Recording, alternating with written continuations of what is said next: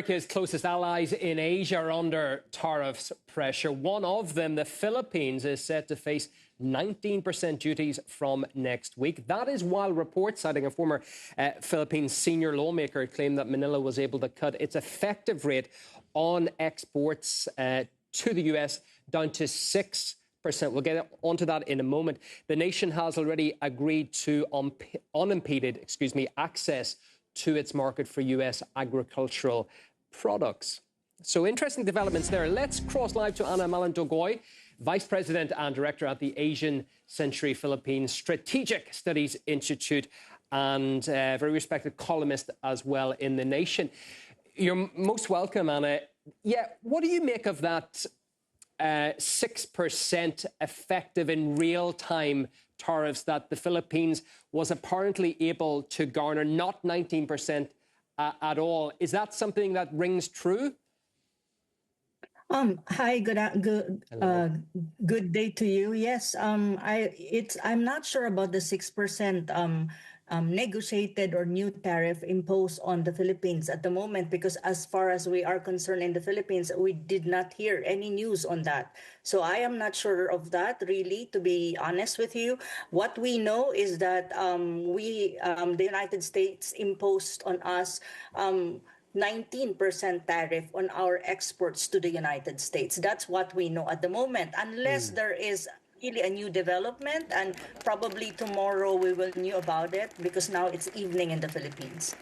It does seem as if President Marcos Jr. was very pleased after his visit to the US that he was able to achieve reductions, I think, from 20 to 19%. Not a huge lot, but it appears that he's happy with that. But for that, Philippines have opened up their markets to American goods in return. How do you assess the trade deal for your nation? As far as the Filipinos are concerned, and I mean, I would be speaking on my perspective, I think is shared by many in my country. Thus far, the Filipinos are not happy with the 19% tariff imposition on our side, precisely because that will make our products that we exports to the United States less competitive, especially when it comes to price. Then it will be, if that would be the case, if our products to the United States, the export products will be very expensive, and then it will not be competitive in terms of price, and we're competing with the rest of the world when you talk about exports, because this is where we're talking about trade here. And then how it impacts our economy, of course, it will lower our revenue, it will impact negatively our exporters, and then eventually it will impact what you call our GDP. On the other side, that is just one side of the story. The other side of the story is the zero tariff, or what you call open market, that we agreed on, that I'm not sure why our president's very happy about it, because it's not really good for my country.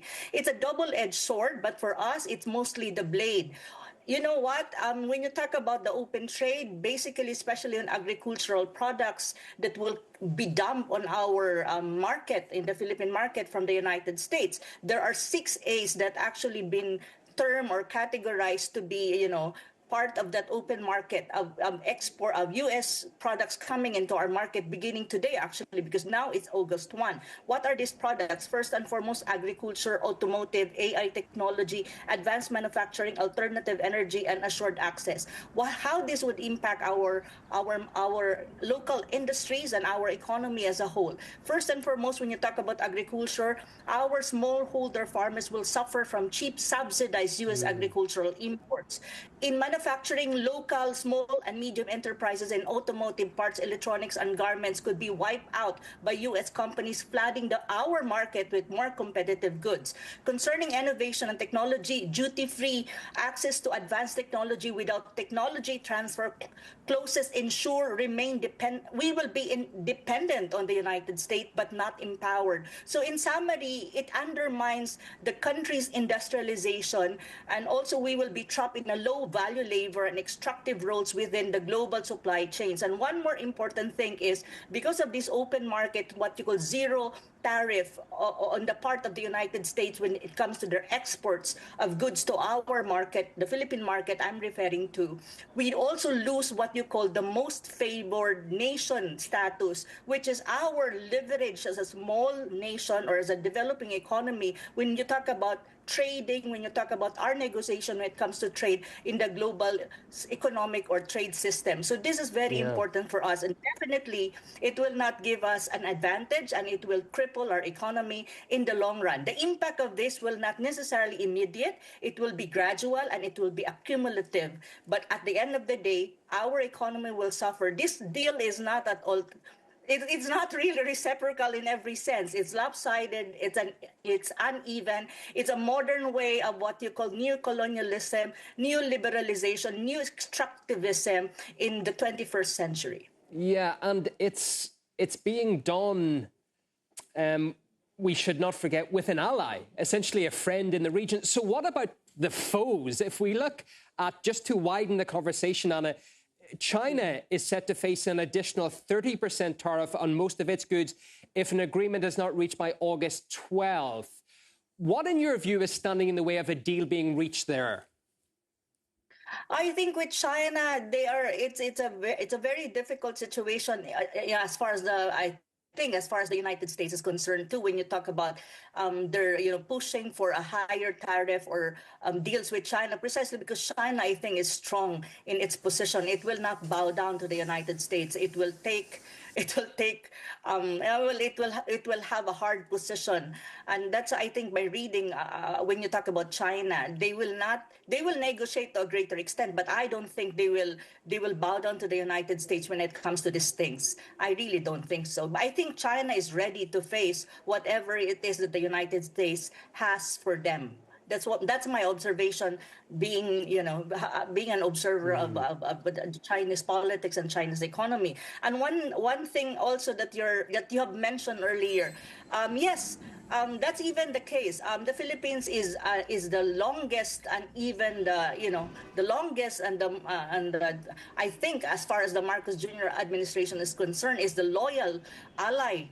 Treaty ally to the United States. So that's why many Filipinos is asking, if we are your best friend, and the United States is always saying that we have an ironclad relationship, but at the end of the day, we are not even we're not even given some concession of lowering the tariff really low, to the point that it will reflect that we are indeed the best friend of the United States in the Asia Pacific region. But it seems we are not, if you look at the trade deal. Yeah, very interesting. Food for thought, as always, when Anna Malindog-Uy, Vice President and Director at the Asian Century Philippines Strategic Studies Institute, is on the programme. Thank you so much. Thank you very much. OK, another story.